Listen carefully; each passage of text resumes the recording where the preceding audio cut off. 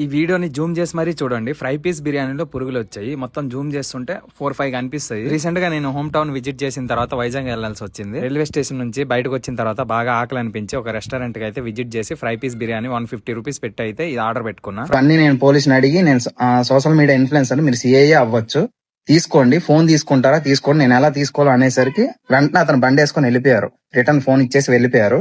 దీంట్లో మెయిన్ ఏంటంటే అక్కడ అసలు రెస్టారెంట్ ఓనర్ మొత్తం చూస్తున్నారు. క్యాష్ కౌంటర్ నుంచి కనీసం లేవని కూడా లేవలే.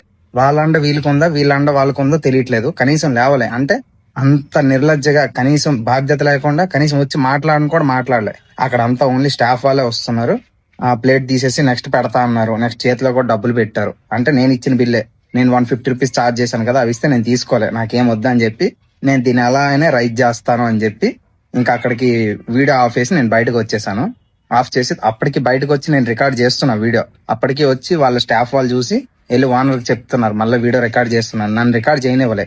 అయినప్పటికీ నేను రోడ్ పైకి వచ్చి మొత్తం అంతా లొకేషన్ ఎక్కడ ఉంది మొత్తం అంతా రికార్డ్ చేశాను. చూడండి, ఎగ్జాక్ట్ గా వైజాగ్ రైల్వే స్టేషన్ బయటకు వచ్చిన తర్వాత ఒక సర్కిల్ దగ్గర ఉంటుంది. ఈ మెస్ పేరు వచ్చి అంబికా మెస్. ఈ రెస్టారెంట్ ని నేను నెగిటివ్ చేయాలని ఈ వీడియో చేయట్లేదు. ఇది జస్ట్ ఒక అవేర్నెస్ కింద క్రియేట్ చేద్దాం అని చెప్పి ఈ వీడియో చేస్తున్నా. కొన్ని వేల మంది తినే ఈ రెస్టారెంట్ మెయిన్ పాయింట్ లో ఉంది వైజాగ్ లో. దీంట్లో కాస్త కూడా హైజెనిక్ మెయింటైన్ చేయట్లేదు. కిచెన్ కూడా చాలా దారుణంగా ఉంది. ఫుడ్ సేఫ్టీ డిపార్ట్మెంట్ ఏం చేస్తుందో నాకు తెలియట్లేదు. యాజ్ అ సిటిజన్ గా ఈ ప్రాబ్లమ్ అయితే నాకు రైజ్ చేసే రైట్స్ పక్కా ఉన్నాయి. ఈ కన్వర్జేషన్ మొత్తంలో మధ్యలో ఒక అతను వచ్చారు. అతను వాళ్ళందరూ సిఐ అంటున్నారు. సిఐ అన్నాక అక్కడ అది పబ్లిక్ సర్వెంట్. అతను అక్కడ ప్రాబ్లం జరిగిన విషయానికి వచ్చి ఓనర్ దగ్గరికి వెళ్లి కనీసం ఒక్క క్వశ్చన్ కూడా చేయకుండా నా ఫోన్ లాక్కొని నా ఫోన్ లో ఉన్న వీడియో డిలీట్ చేయించి అక్కడ నాకు సంజాయిసి చెప్పి వెళ్ళిపోయారు. రెస్టారెంట్ ఓనర్ కనీసం సీట్ పై నుంచి కూడా లేవలేదు. నా చుట్టుపక్కల చాలా మంది జనాలు తింటున్నారు, కనీసం ఒక్కరు కూడా వాయిస్ రైజ్ చేయలేదు. అట్లీస్ట్ ఇప్పుడు నేను డిజిటల్ గా ఇదంతా రైజ్ చేస్తున్నా. ఇప్పుడైనా అందరూ వాయిస్ రైజ్ చేసి ఇది షేర్ చేయండి. నా హోప్ ఒకటే, నాట్ ఓన్లీ ఇన్ వైజాగ్, చాలా సిటీస్ లో చాలా ప్లేసెస్ లో పబ్లిక్ ప్లేస్ దగ్గర ఉన్న రెస్టారెంట్ లో అయితే అస్సలు స్టాండర్డ్స్ మెయింటైన్ చేయట్లేదు. రీసెంట్ గా సికింద్రాబాద్ రైల్వే స్టేషన్ దగ్గర ఆల్ఫా హోటల్ దగ్గర కూడా ఇలాంటి న్యూసెస్ చాలా చూసాం. అట్లీస్ట్ మనం ఈ వీడియో వైరల్ చేసి